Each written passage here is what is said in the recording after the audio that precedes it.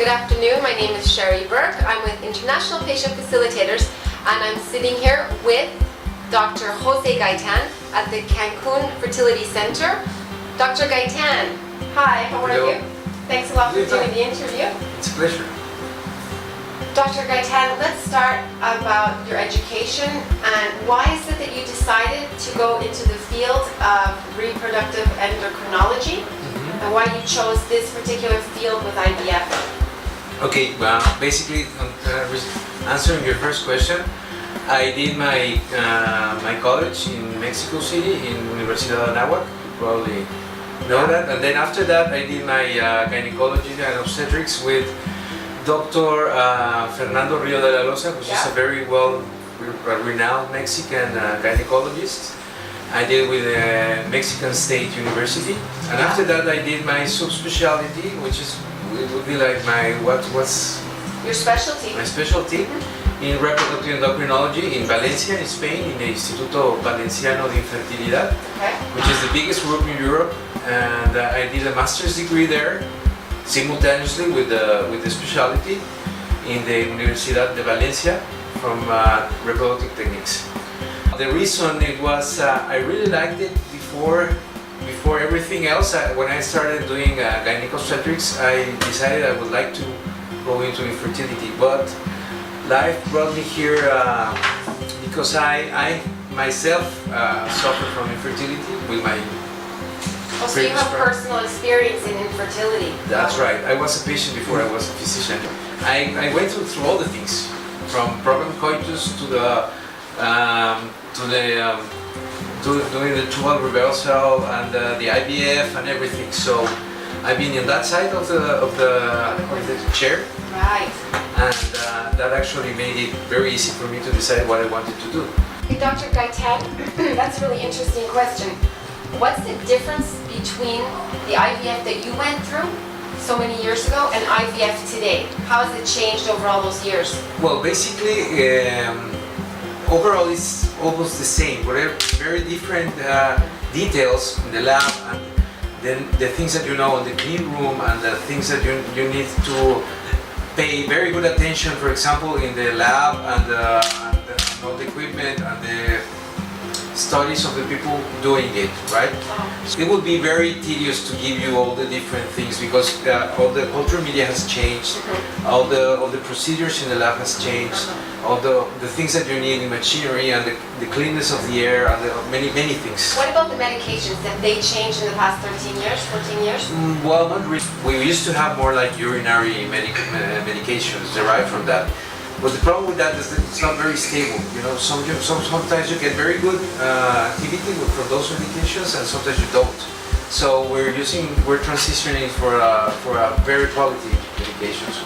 That really leads us into a really good question. Here at the Fertility Center Cancun, what medications do you typically use with an IVF patient?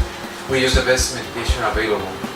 And a post-transfer, are you using any kind of medications to support the embryo transfer? Yes, we do progesterone, but we do it vaginally. We don't do any injections, which are painful and needless. Needless. That's right. Dr. Gaitan, what tests do you need in order to be able to accept an IVF patient here in Cancun? What are you requesting as far as being able to say, yes, this is a good candidate for Cancun and IVF? Okay, I don't really like the word accept because we actually take in any patient that's willing to do any treatment. Okay, good answer. Yeah. So it's not like a requisite, but we need certain things that we need to know beforehand. So it's a requirement from all standards, from every international organism, to have hepatitis B, hepatitis C, venereal diseases checking, and HIV. That's mandatory for the couples. STD panel for both the man and the woman. That's right.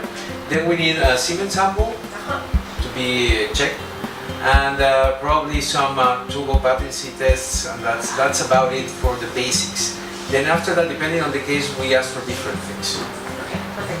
So how long does it generally take from the time that the patient will send us the lab work that you require to when we can say, yes, go ahead, book your tickets and come to Cancun? Well, it could be less than a month. It depends on the menstrual period and depending when they have their ability to travel we're ready to take them in whenever. It's pretty quick, right? When Pretty we show you generally our patients, they already have most of their lab work because they've experienced infertility in the United States, and so when they're looking abroad, they already have these kinds of tests to provide us with. So it's pretty quick, we can accept them. Very quick. Dr. Gaitan, I have a really important question that a lot of couples are asking, and that is, what are the percentage rates, success rates, for women that are under 38 doing IVF with their own eggs, and women that are over 38 doing IVF with their own eggs? Well, we're doing at 65% under 38, and we're doing around 35 to 40% above that age, because maternal age is very important for that. Okay, so you suggest egg donor women over 38, over 40? Yeah, depending on a case by case, as I said, but most of the women over 40 should be recommended to do an oocyte donation. Let's talk a little bit. Do you here have an in-house egg donor program and a really important sperm donor program in-house? Yeah, we have an in-house sperm bank. We have an in-house sperm, oocyte bank, and we do fresh oocyte donations. And well, we don't do fresh semen donations. That's not the right one. We have a very good in-house program. We have an in-house oocyte donation coordinator. Dr. Gaitan, can you please tell me if your patients are given the information after follicles are aspirated from each ovary? Do you give them the information about how the embryos are doing and how it's going along the course of the treatment?